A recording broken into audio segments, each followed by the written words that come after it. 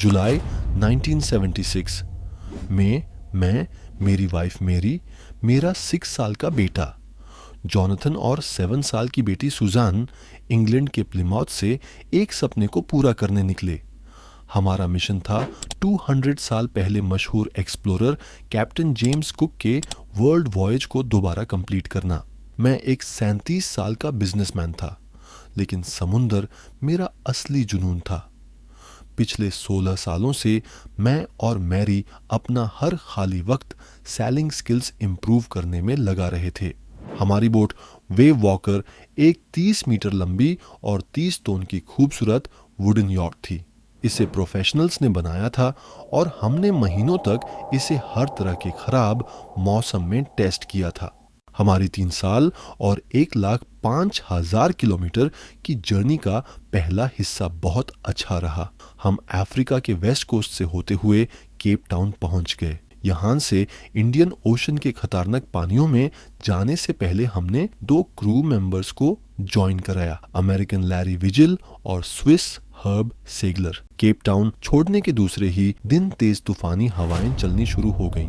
अगले कई हफ्तों तक ये हवाएं बिना रुके चलती रही। मुझे हवाओं से डर नहीं लगता था, लेकिन 15 मीटर तक ऊंची लहरों को देखकर मैं भी परेशान हो गया था। 25 दिसंबर को हम केप टाउन से 3,500 किलोमीटर दूर थे। मौसम बहुत खराब था, फिर भी हमने क्रिसमस सेलिब्रेट किया। हमें लग रहा था कि न्यू ईयर के साथ मौसम सुधर जाएगा, लेकिन 2 जनवरी की सुबह सब कुछ और भी बुरा हो गया। समुद्र में ऐसी लहरें उठ रही थीं जो किसी पहाड़ से कम नहीं लग रही थी। हवा की चीख और पानी का शोर कानों को दर्द दे रहा था। हमने बोट को स्लो करने के लिए सैल हटा दिए, सब कुछ मजबूती से बांध दिया और इमरजेंसी के लिए तैयार हो गए। शाम लगभग 6 बजे एक अजीब सन्नाटा छा गया। अचानक हवा रुक गई और आसमान काला पड़ गया। फिर पीछे से एक भयानक गरज सुनाई दी। मैं मुड़कर देखा और मेरी रूह कांप गई। वो कोई बादल नहीं था, वो एक ऐसी लहर थी जो मैंने जिंदगी में कभी नहीं देखी थी। बिल्कुल सीधी दीवार की तरह खड़ी, बाकी लहरों से लगभग दुगनी ऊंची। कुछ सेकंड्स बाद वो हमारी बोट पर टूट पड़ी। एक जबरदस्त धमाका हुआ। मैं स्टीयरिंग व्हील से टकराया और सीधा समुद्र में जा गिरा। जब मैं पानी के नीचे डूब रहा था, मुझे लगा सब खत्म हो गया है। मैंने अपनी मौत को एक्सेप्ट कर लिया था, लेकिन किस्मत को कुछ और मंजूर था। मेरा सिर पानी के ऊपर आया और मैंने देखा कि वेव वॉकर लगभग उल्टा चुकी थी। अगली लहर ने उसे वापस सीधा कर दिया और मेरी सेफ्टी लाइन ने मुझे खींचकर बोट तक पहुंचा दिया। मैन डेक पार फुटबॉल की तरह इधर उधर उछल रहा था। मेरी पसलियां टूट गईं, दांत टूट गए, मुंह खून से भर गया। फिर भी मैं स्टीयरिंग व्हील तक पहुंच गया और बोट को संभलने लगा। थोड़ी देर बाद मेरी हैच खोलकर बाहर आई और चीखते हुए बोली, हम डूब रहे हैं, बोट पानी से भर गई है। मैं तुरंत नीचे गया। अंदर का मंजर देखकर होश उड़ गए। लकड़ी के टुकड़े टूट चुके थे। बोट का एक पूरा साइड अंदर की तरफ दब गया था। हर जगह पानी ही पानी था। सबसे पहले मैं बच्चों के केबिन में गया। मेरे बच्चों, तुम ठीक हो? मैंने पूछा। हम ठीक हैं, दोनों ने जवाब दिया। सुजान के सर पर बड़ा सा सूजा हुआ घाव था, लेकिन उसने फिर भी शिकायत नहीं की। मेरे पास घबराने का वक्त नहीं था। मैं हैमर, कैनवस और स्क्रूज लेकर डेक पर लौट आया और टूट चुकी जगह को टेम्परेरी रिपेयर करना शुरू कर दिया। अगले कई घंटों तक हम बस एक ही काम करते रहे, पानी निकालो, बोट बचाओ, जिंदा रहो। रेडियो पर बार बार मेडे भेजा गया, लेकिन दुनिया के इस सुनसान कोने में कोई जवाब नहीं मिला। सुजान की चोट बढ़ती जा रही थी। उसकी आंखें पूरी तरह काली पड़ चुकी थी। जब मैंने पूछा कि तुमने पहले क्यों नहीं बताया, तो उसने कहा, मैं आपको परेशान नहीं करना चाहती थी, आप सबको बचाने की कोशिश कर रहे थे। एक 7 साल की बच्ची की यह बात सुनकर मेरी आंखें भर आईं।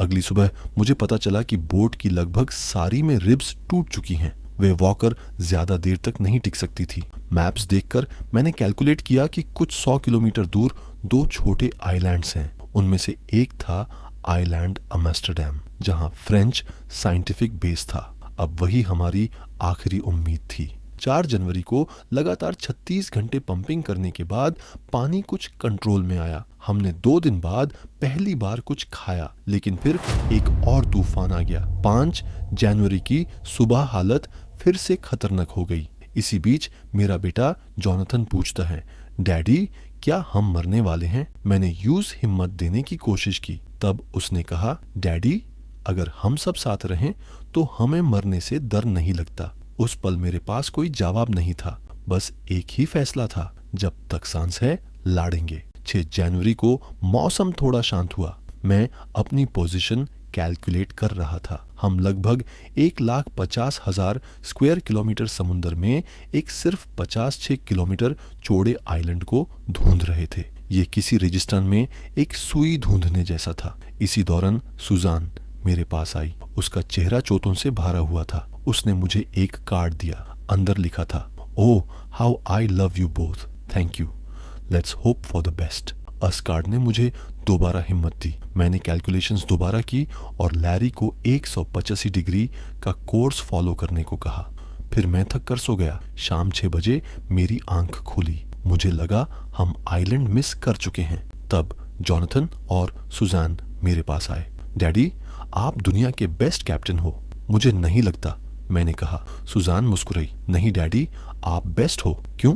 क्योंकि आपने आइलैंड ढूंढ लिया। मैं दौड़कर डेक पर गया और वहां डोर होराइजन पर इले एम्स्टर्डम खड़ा था, पत्थरों का एक सुनसान टुकड़ा। लेकिन उस वक्त वह दुनिया की सबसे खूबसूरत जगह लग रहा था। अगली सुबह आइलैंड के 28 लोग हमारा स्वागत करने आए। जब मैं मजबूत जमीन पर खड़ा था, मेरे मन में सिर्फ एक ही बात थी, लॉरी और हर्ब की हिम्मत, मैरी की मजबूती और सबसे ज्यादा मेरी 7 साल की बेटी, जिसने अपनी भयानक चोट छुपा ली ताकि हम परेशान न हो, और मेरा 6 साल का बेटा जो मौत से नहीं डरा। उस दिन मुझे समझ आया कि असली हिम्मत उम्र से नहीं, दिल से आती है।